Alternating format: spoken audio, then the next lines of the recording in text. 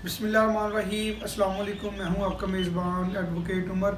नाज़रीन, आज हम बात करेंगे कि इमरान खान और जनरल कमर जावेद बाजवा को लेकर जो पिछले कई महीनों से बहुत सी जो अबहम और बहुत सी जो चपकलशें वो गर्दिश कर रही हैं, इनके दरमियान असल मामला क्या है। इमरान खान आए रोज़ जनरल बाजवा पर क्यों तनकीद करते हैं, क्यों उनको सारे मामलात का ज़िम्मेदार ठहराते हैं। अभी एक दो दिन पहले जो भी उन्होंने प्रेस कॉन्फ्रेंस की, उसमें भी उन्होंने जनरल बाजवा का नाम लिया कि सारे मामलात के वो ज़िम्मेदार हैं और मुल्क में इस वक्त जितने भी क्राइसिस चल रहे हैं, इन सब का ज़िम्मेदार सिर्फ एक शख्स है, वो जनरल कमर जावेद बाजवा हैं। और इसी तरह पहले भी वो कई दफ़ा उन पर एलिगेशंस लगा चुके हैं। आज हम ये डिस्कस करेंगे कि असल में इनके दरमियान डिस्प्यूट क्या है, इनके दरमियान इख्तलाफात क्या हैं, और इमरान खान के जो स्टेटमेंट्स हैं उनके रेफरेंस से हम इसको ब्रीफली जो हम डिस्कस करेंगे कि असल में ये मामला क्या है। सबसे पहले जब इमरान खान को हुकूमत से निकाला गया तो उससे कुछ माह पहले ही इमरान खान और जनरल कमर जावेद बाजवा के दरमियान जो इख्तलाफात शुरू हो गए थे, और जिसको सुधारने की और जिसको टैकल करने की कोशिश जो है वो दोनों जानिब से की गई। ये जनरल कमर जावेद बाजवा साहब भी कह चुके हैं और इमरान खान ने भी कहा कि मैंने इनकी बहुत सी बातों पर इत्तफाक़ किया।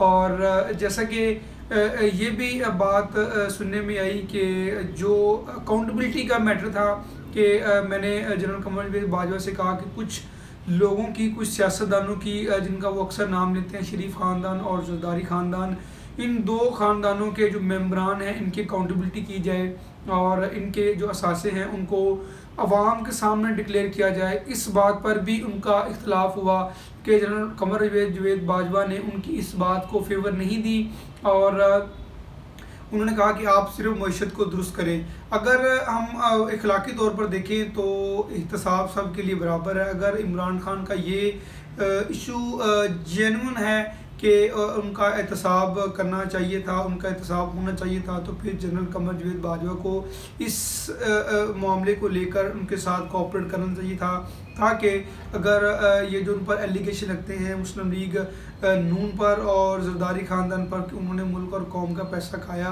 अगर वो उन्होंने खाया होता या ना खाया होता तो सारा मामला जो कौम के सामने आ जाता और उनकी अकाउंटेबिलिटी होने दी जाती।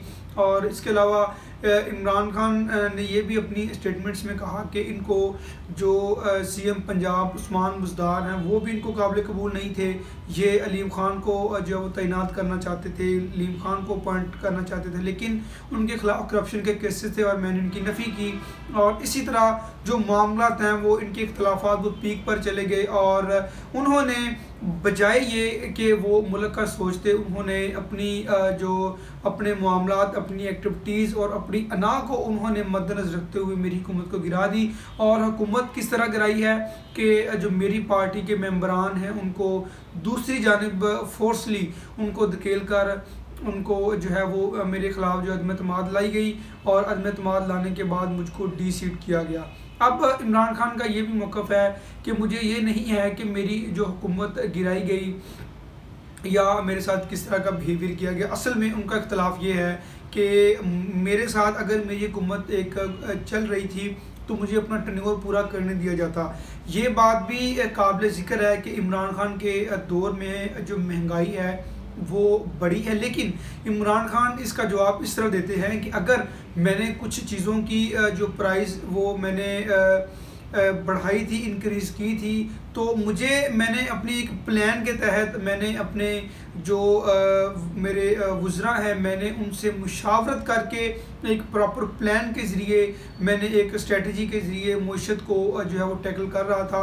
लेकिन जब मुझे जो है प्रॉपर तरीके से चलने ही नहीं दिया गया, 3.5 साल बाद मेरी हुकूमत गिरा दी गई। पहले वो कोरोना का इशू था, 2 साल तो वो रहा, उसके बाद जब मईशत संभलने पे आई तो मुझे जो है वो मेरी हुकूमत को गिरा दिया गया। और जनरल बाजवा को वो प्रॉपर नाम लेते हैं, वो ये कहते हैं कि मुस्लिम लीग नून और जरदारी ख़ानदान में इतनी हैसियत नहीं थी कि वो लोगों को इस तरह, मेरे लोगों को इस तरह जो है वो गुमराह करते, मेरे लोगों को मेरे से हटाकर दूसरी पार्टी में जाने का कहते। ये जो जनरल कमर जवेद बाजवा थे, उन्होंने ऐसे ये सारा मामला किया। और मुझे दुख इस बात का है कि जो पाकिस्तान का अब हाल है, पाकिस्तान जिस जो गुर्बत और मुइशत की चक्की में पिस रहा है, ये सारे मामले की एक कड़ी है। और जनरल कमर जवेद बाजवा इसमें जो है वो हिस्सेदार हैं और उनका प्रॉपर रोल है कि उन्होंने इस इम्पोर्टेड हुकूमत को मुसल्लत किया।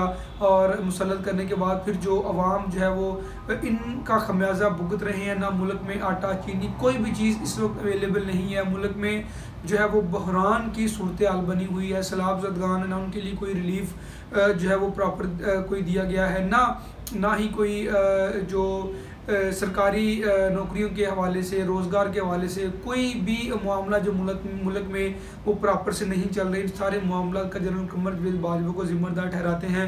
और अपनी सीट के बारे में उन्होंने यही कहा कि अगर मेरी किस्मत में ये था कि मुझे जो सीट से उतारा जाएगा तो फिर मुझे इस पर कोई इतराज़ नहीं, लेकिन जो मुल्क की सूरत हाल है, जो कौम की सूरत हाल है, इसमें जनरल कमर जवेद बाजवा का वाज़ेह रोल है। असल में उनके ये इख्तलाफात हैं। अब हम देखेंगे कि इन इख्तलाफात को इस्टेब्लिशमेंट आने वाले दिनों में किस तरह टैकल करती है और क्या क्या स्ट्रेटजी अपनाती है, और इमरान खान की क्या पॉलिसी जो है वो इनमें सामने आती है। क्योंकि इमरान खान को अब यही कहा जा रहा है कि आप जनरल कमर जवेद बाजवा पर तनकीद करना छोड़ दें। आपने बहुत तनकीद कर ली, अब उनको जो है वो स्पेस दी जाए। अब हम देखेंगे कि क्या दोनों तरफ से क्या जो स्ट्रेटजी अपनाई जाती है। जो भी डेवलपमेंट होंगी वो मैं अपने नाज़रीन के साथ डिस्कस करूँगा। अपना बहुत ख्याल रखिएगा। अल्लाह हाफिज़।